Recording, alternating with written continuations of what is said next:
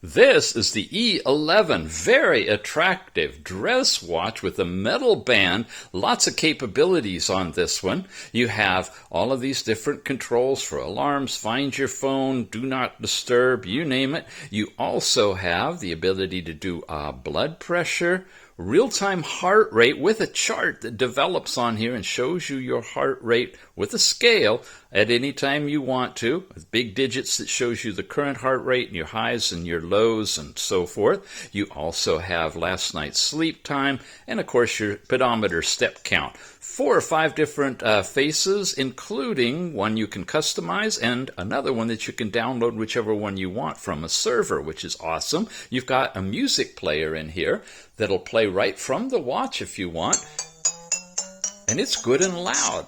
Pretty decent. You can also switch it. You can play music from your phone, Bluetooth connected through the watch, or through earbuds that you tether to it. That's all built into this one.